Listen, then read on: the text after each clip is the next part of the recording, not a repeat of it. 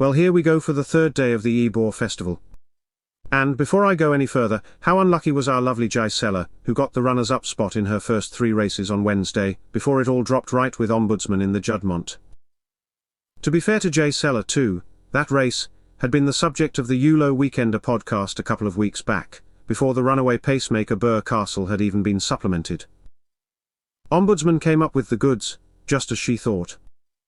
So, back to Friday. And let's get a couple of the handicaps out of the way. So, for the opener, it could pay to side with Andrew Balding's Mount Atlas. He showed he was right back to his best when scoring at Ascot last month, going away from the field through the line, and although that's got him nudged up £5 by the handicapper, there's every chance he can defy top weight and score here. It of course helps enormously that Oisin Murphy takes up the reins, but conditions will be fine, and Andrew Balding wasted little time in getting off the mark on Wednesday.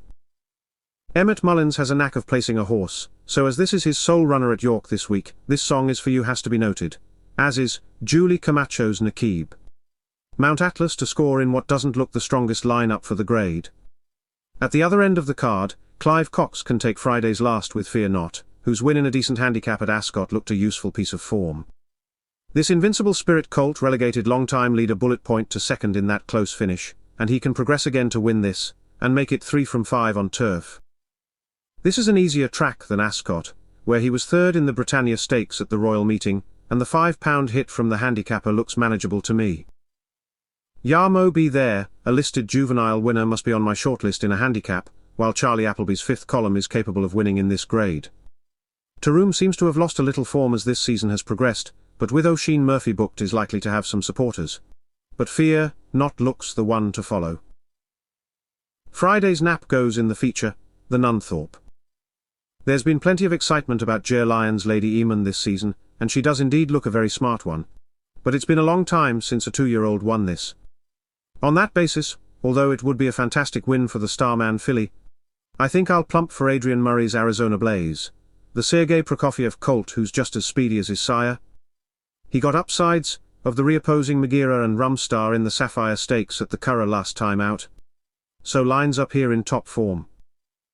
Australian Raider Asfoora doesn't seem quite the force of old this term, so course winner Saida Darian could be one to look out for, while Jim Davison's She's Quality and John and Sean Quinn's JM Jungle are also on my list.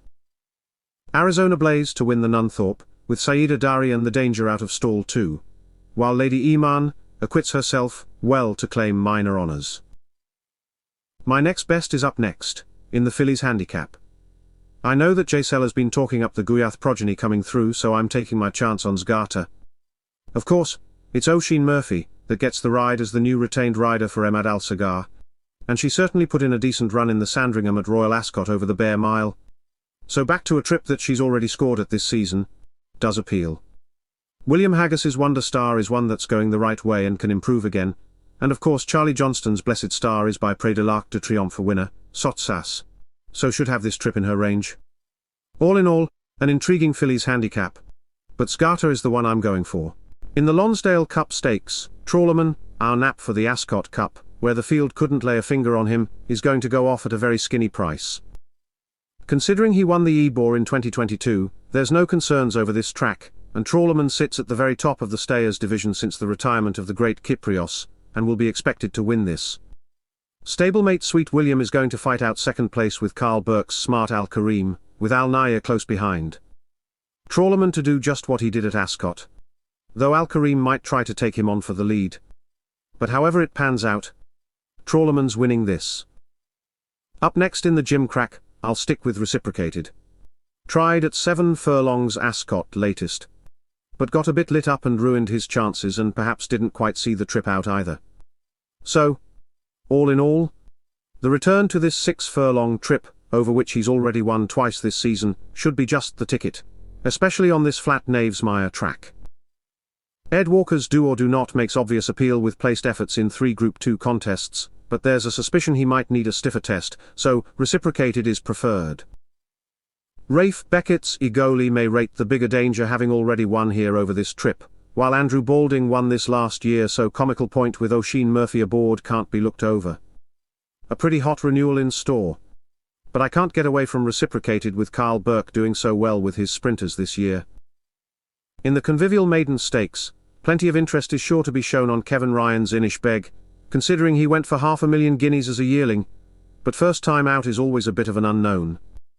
I think it might be safer to stick to the racing experience of Carl Burke's Naval Light, who can only come on for the 3 runs he's had, and this step up in trip can also help. That said, it will be fascinating to see how Inish Beg gets on, while Aidan O'Brien's Frescobaldi only got collared late on at Fairyhouse over this trip, so joins my shortlist. Naval Light to edge out Frescobaldi, with Inish Beg closely watched.